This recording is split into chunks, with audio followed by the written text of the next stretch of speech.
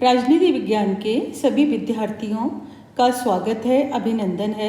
मैं doctor Shashi Verma, associate professor, राजनीति विज्ञान विभाग, महारानी सुदर्शन कन्या महाविद्यालय, बीकानेर, राजस्थान। मैं आपके समक्ष बीए प्रथम वर्ष में पढ़ाए जाने वाले प्रश्न पत्रों पर चर्चा करने का प्रयास करने जा रही हूँ। बीए प्रथम वर्ष में 2 प्रश्न पत्र पढ़ाए जाते हैं राजनीति विज्ञान विषय के अंतर्गत। प्रथम है राजनीति विज्ञान के मूल आधार, द्वितीय है प्रतिनिधि भारतीय राजनीतिक विचारक।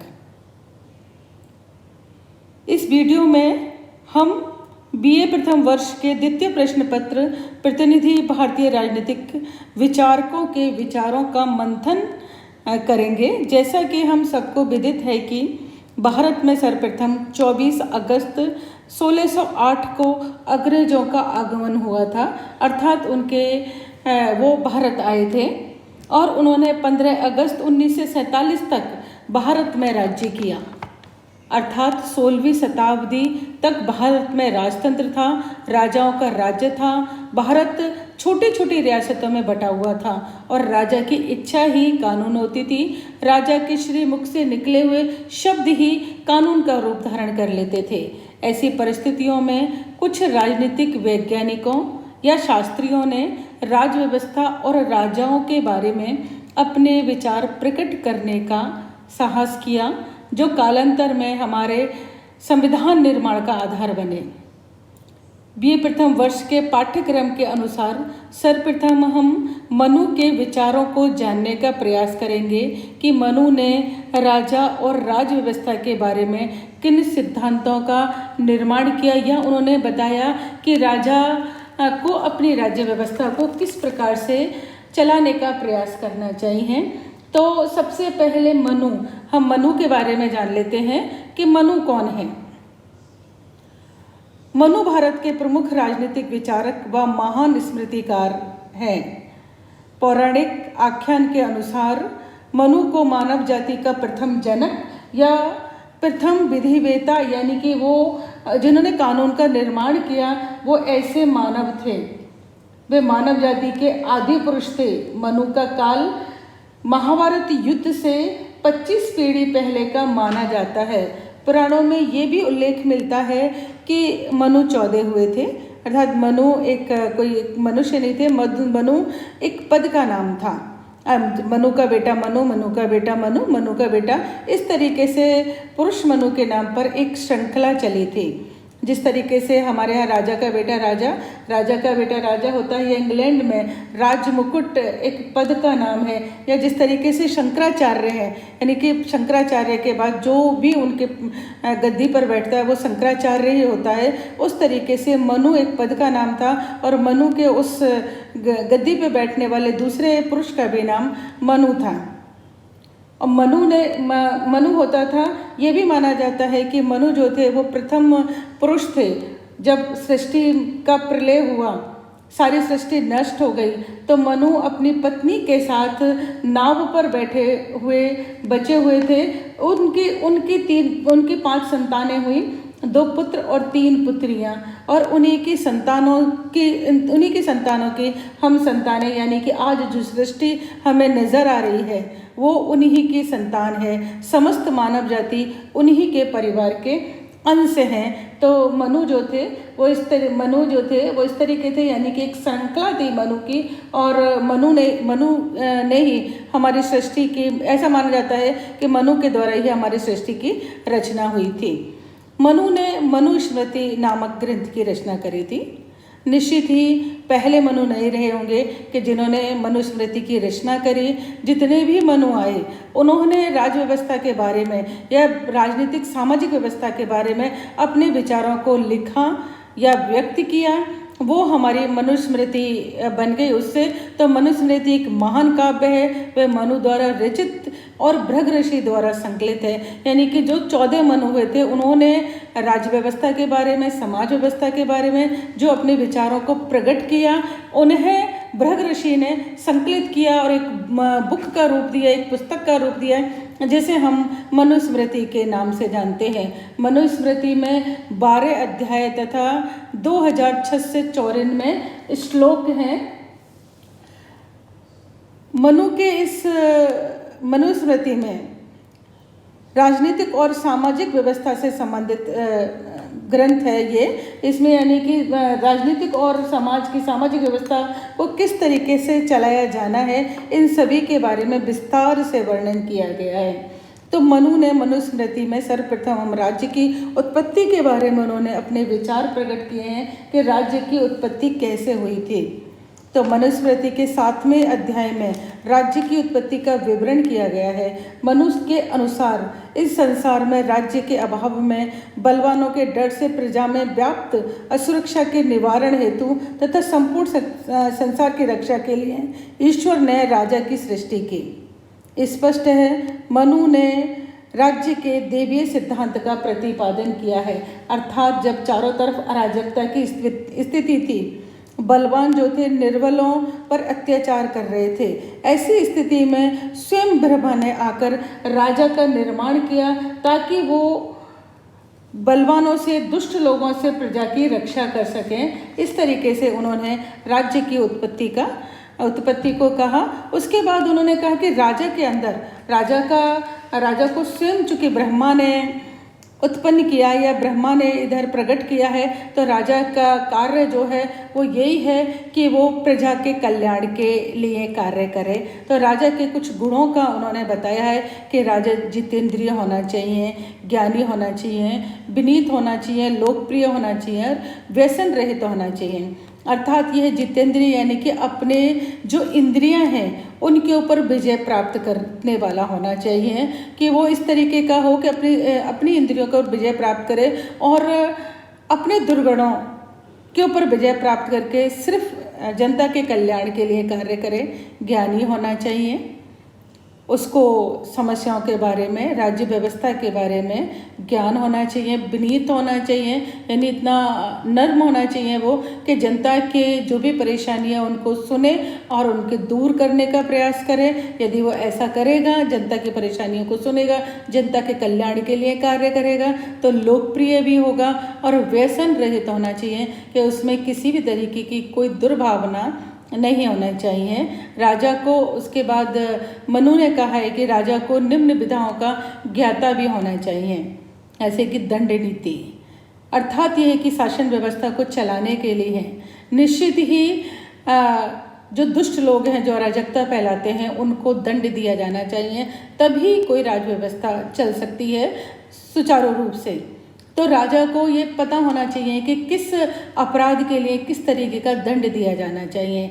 यदि वो कोई छोटा अपराध करता है और बड़ा दंड दे दिया गया, तो इससे भी प्रजा के अंदर अराजकता फैल जाएगी, यह कहे कि असुरक्षा फैल जाएगी, वो विरोध करने उतर आएंगे। तो राजा को दंड जो नीति है उसके बारे में पूर्ण ज्ञान होना चाहिए। तर्क विद्या यानी कि जो भी वो निर्णय लेता है, राज्य के लिए जो भी वो कार्य करता है, उसके पास तर्क होने चाहिए कि वो ये कार्य क्यों कर रहा है और इस कार्य से किस तरीके से राज्य का या प्रजा का भला हो सकता है।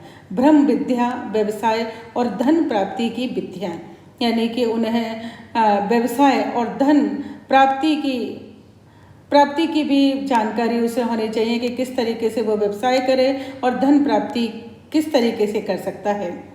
उसी तरीके से मनु ने स्पष्ट किया है कि राजा को सूर्य के समान चंद्र, यम, कुबेर, इंद्र, वरुण, पवन और अग्नि, इन 8 देवताओं या इन 8 शक्तियों का राजा के अंदर समावेश होना चाहिए। सूर्य, जैसे कि हम सभी जानते हैं कि सूर्य इतना तेजस्वी है, इतना यशस्वी है कि हम उनसे आँख नहीं मिला सकते। राजा सभी को जिंदगी देता है, सूर्य सभी को जिंदगी देता है। यदि सूर्य नहीं है तो हमारे यहाँ वनस्पति, हमारे यहाँ जीवन नहीं रह पाएगा। तो अतः राजा को उसी तरीके से होना चाहिए कि उसका व्यक्तित्व जो है इतना चमकदार होना चाहिए कि कोई उसके से आंख मिला के बात ना कर पाए। और वो सभी को जीवन देने वाला होना चाहिए। उसका व्यक्तित्व ही ऐसा होना चाहिए, उसके कार्य ऐसा होने चाहिए कि वो सभी को जीवन देने वाला होना चाहिए। दूसरे जो गुण है वो है चंद्र। जैसे कि हम चंद्र जानते हैं कि चंद्र शीतलता देते हैं, रोशनी देते हैं। तो चंद्रमा की तरह जो ज्ञानी लोग हैं, जो सज्जन लोग हैं, उनके लिए उसे चंद्र जैसा होना चाहिए कि वो उन लोगों को, बच्चों को, स्त्रियों को चंद्र के समान शीतलता प्रदान करें कि उनके आगमन से, उनके नाम से या उनके आने से चारों तरफ एक शांति और शीतलता का वातावरण पैदा हो जाए। यम, जैसा कि हम सभी जानते हैं कि यम जो होते हैं वो मृत्यु के देवता हैं। तो जो भी अन्यायी हैं, अत्याचारी हैं, उनको इस तरीके का दंड दे राजा कि वो उनकी मृत्यु तक उन्हें पहुंचा दे। यदि कोई इस तरीके के गलत कार्य राज्य में करता है, राज्य में अव्यवस्था फैलाता है और अपराध करता है, तो राजा को यम का भी रूप धारण करना चाहिए। कुबेर के पास जैसे धन का भंडार होता है, तो राजा को इस तरीके के नियम और कानूनों का ज्ञान होना चाहिए कि वो अपनी प्रजा से किस तरीके से कर के रूप में धन प्राप्त करे और उस धन को किस तरीके से प्रजा के लाभ के लिए लगा दे। तो राजा को छोटी छोटी मात्रा में धन का संग्रह करना चाहिए, कर लगाने चाहिए प्रजा के ऊपर, ताकि प्रजा को किसी भी तरीके की असुविधा ना हो और वो खुशी खुशी से कर के रूप में जो धन है वो राजा को दे सके। राजा के पास एक अपना बड़ी मात्रा में, उसे खजाना कहते हैं, खजाना रखना चाहिए कि आपातकाल में प्रजा के कल्याण के लिए, प्रजा के भरण पोषण के लिए उस खजाने का वो यूज कर सके। इंद्र, जैसा कि जानते हैं कि इंद्र वर्षा के देवता हैं। वर्षा अगर नहीं होगी तो जनजीवन नहीं होगा, वनस्पति नहीं होगी। अर्थात ये है कि राजा को इंद्र के समान ही ध्यान रखना चाहिए पूरे कि उसके यहाँ जो खेती हो रही है उसमें वो किस तरीके से उसका बढ़ सकती है। तो अर्थात ये कि इंद्र को पूरी जनता जो है, इंद्र जिस तरीके से वर्षा करके पूरी पृथ्वी को जलमग्न करते हैं और वनस्पति होती है और जनता का भरण पोषण होता है, तो उसी तरीके से राजा को इंद्र के समान व्यवहार करना चाहिए और जो भी उत्पादन हो रहा है उस उत्पादन को बढ़ाने का कार्य करना चाहिए। वरुण, पवन और अग्नि। वरुण देवता के समान है, पवन वरुण देवता के समान ही राजा को व्यवहार करना चाहिए राजा को। और पवन, जैसे कि पवन यानी कि जीवनदायिनी होती है, सांस की होती है कि अगर हवा नहीं चलेगी तो हमें किसी भी तरीके से मतलब पवन नहीं चलेगी तो हमें सांस नहीं आ पाएगी। हमें इस तरीके से होना चाहिए कि जब भी राजा का आगमन हो तो ऐसा लगे कि समस्त विकारों का नाश हो गया है और स्वच्छ हवा का वातावरण पैदा हो गया, जिससे हम स्वच्छ हवा के अंदर, शुद्ध हवा के अंदर सांस ले सकते हैं। वरुण का होता है कि वरुण के समान दुष्टों को अनेक प्रकार से बांधने वाला होना चाहिए कि दुष्ट जो भी है उनको खत्म करके, दुष्टता को उनकी को खत्म करके उनके अंदर इस तरीके का प्रवाह कर दे वो कि वो सद्मार्ग के ऊपर आ जाएं, दुष्टता को खत्म कर दें। और लास्ट में है अग्नि अर्थात ये है कि अग्नि का जो काम होता है कि समस्त चीज़ों को जला के राख कर देती है। तो राजा को भी ये होना चाहिए कि अपने राज्य के अंदर जो भी अत्याचार हैं, जो भी अत्याचारी हैं, जो भी अवगुण हैं और जो भी इस तरीके की जो बुरी प्रवृत्तियाँ, खराब प्रवृत्तियाँ, सबको वो जला के राख कर दे। तो इन 8 देवताओं के गुणों का समावेश राजा के अंदर होना चाहिए। यदि वो मनु का ये भी मानना है कि यदि राजा के अंदर इन 8 गुणों का समावेश नहीं होगा तो प्रजा उसकी आज्ञा का पालन नहीं करेगी। हम आज यही देखते हैं कि जब तक हमारे जो सत्ता है या हमारा शासक है उसका व्यक्तित्व चमत्कारी नहीं होता है तो प्रजा उसकी बातों को नहीं मानती है। तो राजा के व्यक्तित्व को बहुत चमत्कारी होना चाहिए, राज्य देवताओं के गुणों का उसके अंदर समावेश होना चाहिए, तभी प्रजा उसकी आज्ञा का पालन करेगी। उसके बाद मनु ने कहा कि राज्य के क्या कार्य होने चाहिए या राजा को क्या कार्य करने चाहिए, राज्य के क्या कार्य क्षेत्र होने चाहिए या राजा को क्या कार्य करने चाहिए। जैसा कि हम जानते हैं कि जो राज्य का निर्माण हुआ है या राजा का अस्तित्व जो बना है वो सर्वप्रथम वो है प्रजा रक्षण के लिए। तो उसका प्रथम जो कार्य है वो प्रजा की रक्षा करना, कि राजा को अपराधी तत्वों से प्रजा की रक्षा करनी चाहिए, बाहरी आक्रमण से राज्य की रक्षा करनी चाहिए, और आंतरिक यदि अशांति होती है उससे भी अपनी प्रजा का उसको रक्षा करनी चाहिए। अर्थात एक राज्य के अंदर इस तरीके के वातावरण होना चाहिए कि जनता जो है निर्भीक रूप से स्वतंत्र, अपने आप को स्वतंत्र महसूस करे और अपना जीवन यापन करे। वो दूसरा जो उसका कार्य है वो है प्रजा पालन या लोक कल्याण कार्य। यह अर्थात ये कि प्रजा की रक्षा तो हो गई, लेकिन उसे अपने जीवन को जीने के लिए बहुत सारी चीज़ों की आवश्यकता होती है कि उसका शिक्षा अच्छी से होनी चाहिए, उसका पालन पोषण अच्छा सा होना चाहिए, मनोरंजन भी होना चाहिए, राज्य में इस तरीके की व्यवस्था होनी चाहिए कि प्रजा निरंतर अपनी उन्नति को प्राप्त कर सके। तो राजा को इस तरीके के कार्य करना चाहिए कि जिससे कि राज्य के अंतर्गत निरंतर उन्नति होती रहे। मनु के अनुसार राजा का दायित्व है कि वे प्रजा के चारों पुरुषार्थ अर्थ, धर्म, काम और मोक्ष की सिद्धि में सहायक हो। अर्थात यह है कि धर्म यानी कि जो उसकी प्रजा है वो किसी भी धर्म को अपनाए, उसको धारण करने का अधिकार होना चाहिए। वैसे भी धर्म का अर्थ कोई हिंदू, मुस्लिम, सिख, ईसाई नहीं होता है। धर्म का अर्थ होता है कि धारण करना, अर्थात हम किसी भी विचार, किसी भी आदर्श को जब हम धारण करते हैं तो वो हमारा धर्म बन जाता है। तो प्रजा को ये स्वतंत्रता होनी चाहिए कि वो किसी भी धर्म या उसको किसी भी विचार को, किसी भी आदर्श को धारण करे और उसको इसकी स्वतंत्रता होनी चाहिए।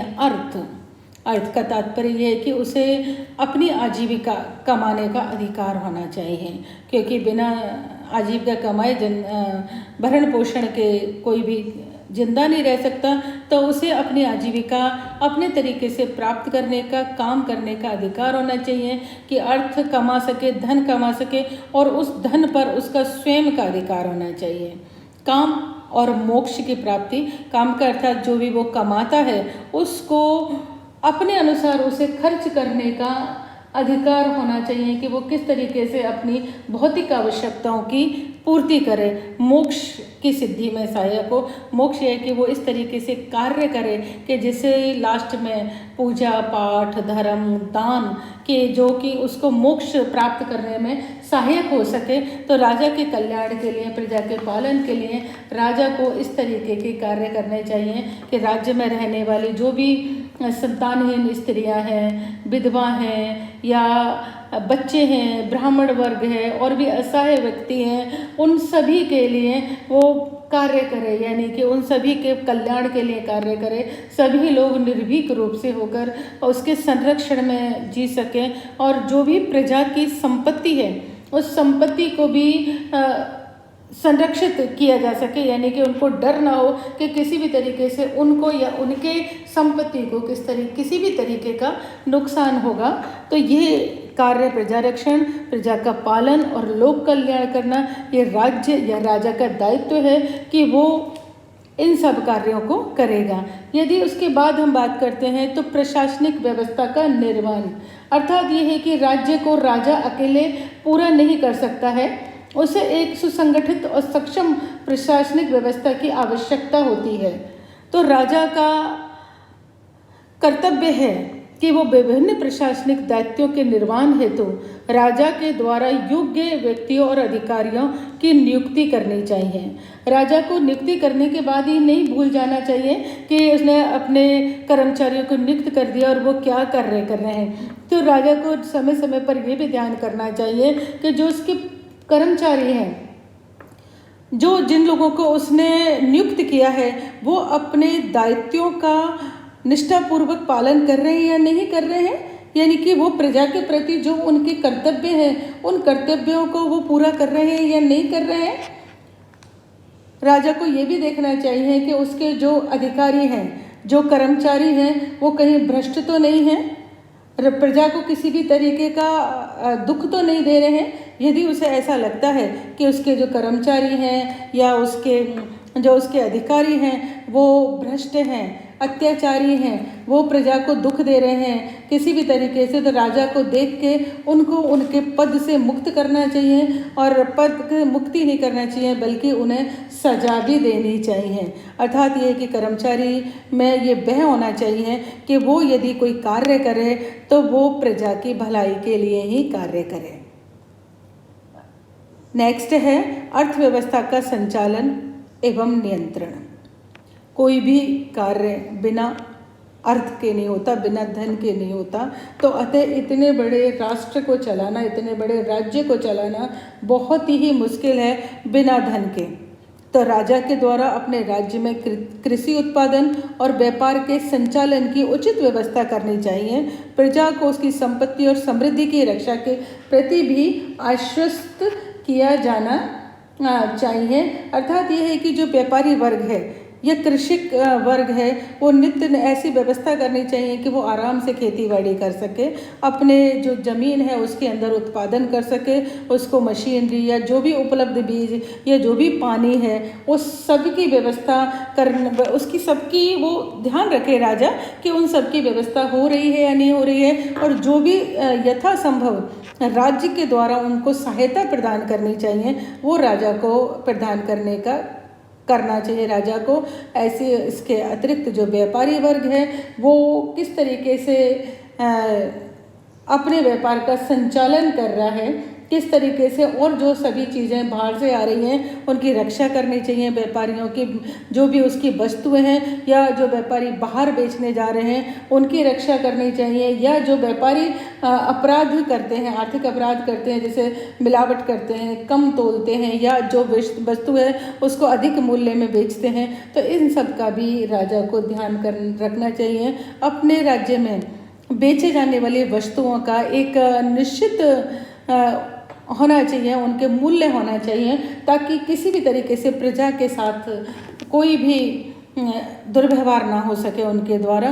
तो कृषि और व्यवसाय दोनों के द्वारा, दोनों से हमारे बढ़ता है। तो राजा को अर्थव्यवस्था का संचालन और उसके ऊपर नियंत्रण दोनों ही होने चाहिए। राजा को अपने खजाने के लिए भी इस तरीके से लेने चाहिए जैसे माना जाता है कि जोंक जो होती है किसी व्यक्ति के ऊपर बैठ जाती है और धीरे धीरे वो उसके खून को चूसती है, मारती नहीं है। तो राजा को भी धीरे धीरे अपनी प्रजा से कर के रूप में धन एकत्रित करना चाहिए और उसे अपने कोष में, अपने खजाने में रखना चाहिए, और उस कोष को, उस खजाने को जनता के कल्याण के लिए ही कार्य करना चाहिए, और उस कोष को, उस खजाने को उस टाइम के लिए भी बचा के रखना चाहिए कि कोई भी आपदा आ जाए। ऐसा नहीं हो कि वो उस धन को, उस खजाने को केवल अपने व्यसन के लिए, अपनी खुशी के लिए या अपने लिए ही खर्च करे।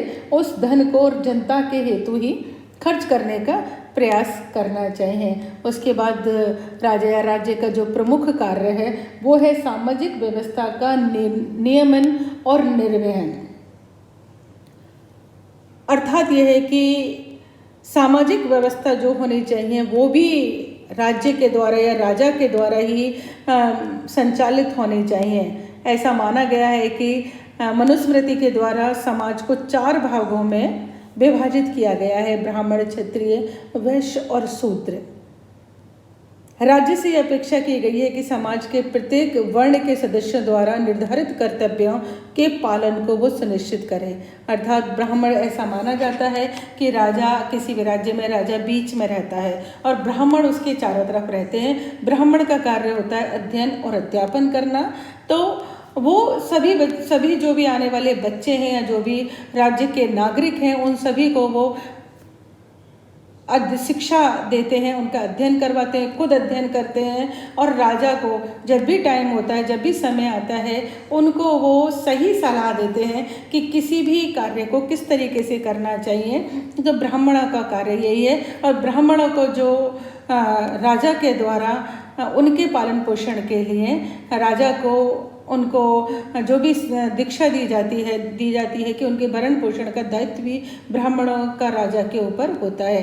नेक्स्ट, ब्राह्मणों के बाद क्षत्रिय बसते हैं और क्षत्रियों का कार्य होता है राज्य की रक्षा करना, अर्थात कि राज्य की रक्षा करना, ब्राह्मणों के, वैश्यों की या पूरे राज्य के धन की रक्षा करना क्षत्रियों का कार्य होता है। इसके वैश्य होते हैं, वैश्य का कार्य होता है कि वो कृषि का कार्य करते हैं और व्यापार का कार्य करते हैं। तो राजा को ये भी व्यवस्था करनी चाहिए कि वैश्य अपना कार्य कर सकें, यानी कि वो कृषि और व्यापार का काम अपने तरीके से कर सकें, जिससे दिनों दिन राज्य की तरक्की हो।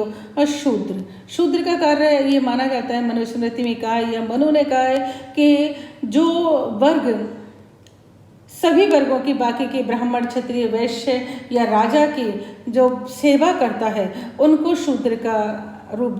शूद्र का नाम दिया गया है। अर्थात वो उनकी सेवा करते हैं ताकि बाकी के दूसरे वर्ग जो उनके निश्चित कार्य या कर्तव्य हैं उनको वो सुचारू रूप से कर सकें। तो राजा को ये निश्चित करना चाहिए कि प्रत्येक वर्ण के जो सदस्य हैं वो अपना निर्धारित कार्य कर रहे हैं या नहीं कर रहे हैं, और जो भी कार्य कर रहे हैं उस कार्य से उनको कुछ प्राप्ति हो रही है जिससे वो अपने परिवार का भरण पोषण कर पा रहे हैं। उसके बाद मनु ने ये भी कहा है कि प्रत्येक व्यक्ति को जीवन में ब्रह्मचर्य, गृहस्थ, वानप्रस्थ और संन्यास आश्रम की पालना करनी चाहिए। ऐसा माना जाता है कि मनुष्य का जो जीवन काल है वो 100 वर्ष का है। उन 100 वर्षों को वो उन्होंने 4 भागों में बांट दिया है, 25-25 वर्ष, यानी कि 25 वर्ष तक एक मनुष्य को ब्रह्मचर्य का पालन करना चाहिए, उसे शिक्षा प्राप्त करनी चाहिए, जितना वो अपने तरक्की कर सकता है, शिक्षा प्राप्त कर सकता है, वो कार्य करना चाहिए। 25 वर्ष के बाद उसे गृहस्थ आश्रम में प्रवेश करना चाहिए, अर्थात शादी करनी चाहिए, अपनी आजीविका चलानी चाहिए और अपने बच्चों का भरण पोषण करना चाहिए।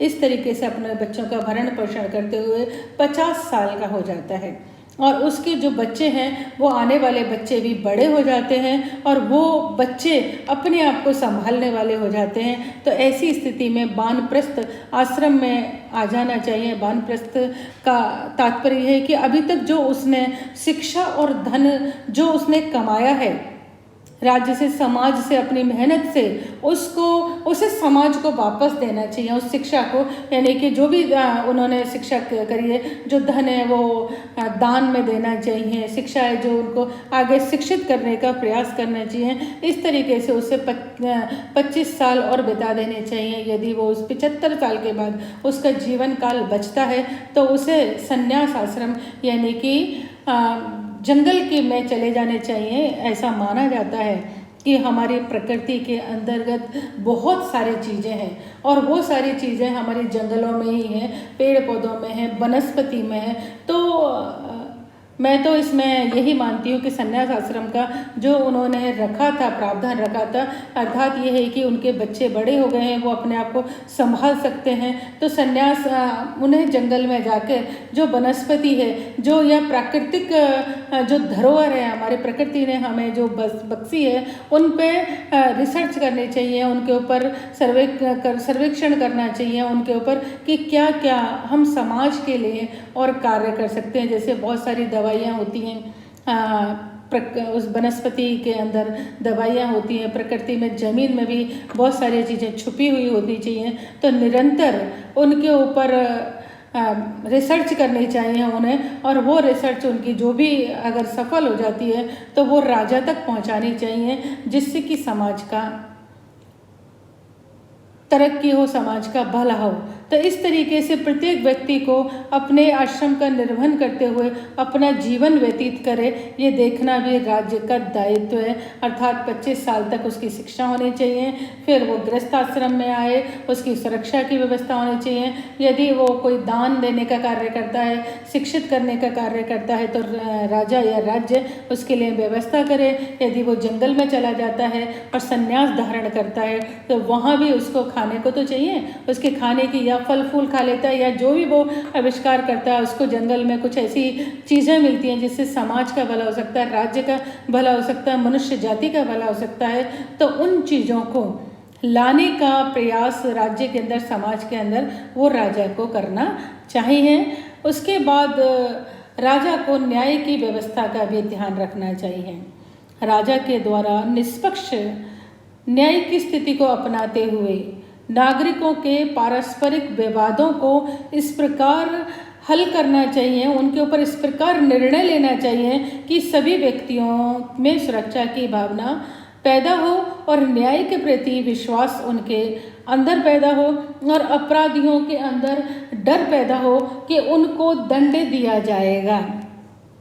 तो राजा को बिना किसी भेदभाव के, बिना किसी तरीके के कि कौन है बिना किसी दुर्भावना के पूर्ण रूप से निष्पक्ष होकर न्याय करना चाहिए उसके ऊपर। यदि कोई रिश्वतखोर है, जुआरी है, धोखेबाज है या कोई और दुष्ट है या किसी भी तरीके के वो नागरिकों को शारीरिक रूप से, मानसिक रूप से कष्ट पहुंचाता है उनको या उनकी संपत्ति को नष्ट करता है, तो ऐसे व्यक्तियों को दंडित करना चाहिए, उनके ऊपर भारी जुर्माना लगाना चाहिए, उनको सजा देनी चाहिए। तो इस तरीके से उन्हें न्याय की व्यवस्था भी रखनी चाहिए, ताकि यदि जो अच्छा न्यायी होगा राजा, जो अच्छा न्याय करेगा राजा, उसी ही राजा को की ख्याति ज़्यादा फैलेगी, उसी राजा के राज्य में अच्छी राज्य व्यवस्था रहेगी, शांति रहेगी, जनता के बीच में सुरक्षा की भावना रहेगी। तो राज्य में न्याय की व्यवस्था को सुचारू रूप से जरूर होनी चाहिए। उसके बाद जो लास्ट में आता है वो आता है कि राजा को परराष्ट्रीय संबंधों का संचालन, चूँकि राज्य कहीं स्थित है तो उसके चारों तरफ जो है वो दूसरे राज्य हैं और उन राज्यों के साथ किस तरीके का उनको संचालन रखना है। अर्थात ये है कि ये माना जाता है कि राजा जो है वो जितने अपने मित्र उत्पन्न करेगा वो उतनी ही शांति के साथ अपना जीवन व्यतीत कर पाएगा, उतनी ही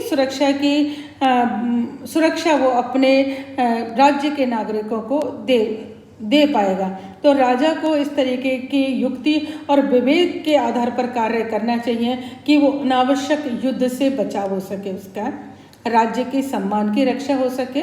और यदि युद्ध नहीं होगा तो जो भी पैसा है, जो भी बल है, वो उसकी राज्य की भलाई के लिए लगेगा, राज्य की उन्नति के लगेगा। इस हेतु राजा को मंडल सिद्धांत और साढ़े गुणे नीति का पालन करना चाहिए। मंडल सिद्धांत का तात्पर्य ये होता है कि वो एक अपना मंडल बना ले, यानी कि जो उसके आसपास के जो राज्य हैं उनको वो मित्र बना ले, और मित्र बना के एक अपना एक मंडल, यानी मंडल का तात्पर्य है कि अपनी एक संगठन बना ले। अर्थात ये कि वो एक इस तरीके के समझौता करें कि वो एक दूसरे के ऊपर किसी भी तरीके का आक्रमण नहीं करेंगे। जिस तरीके से भारत ने स्वतंत्र होने के बाद पंचशील के सिद्धांत को अपनाया था कि शांतिपूर्ण सह स्थिति की नीति, कि शांति के साथ आप भी रहिए और हम भी रहते हैं। तो इस तरीके से राजा को ये कोशिश करनी चाहिए कि वो अपनी प्रजा के प्रति पिता के समान व्यवहार करे, धर्म का पालन करे और प्रजा को भी शास्त्रों के अनुसार प्रजा भी उसकी शास्त्रों के अनुसार अपने जीवन यापन करें, इस तरीके की व्यवस्था करनी चाहिए।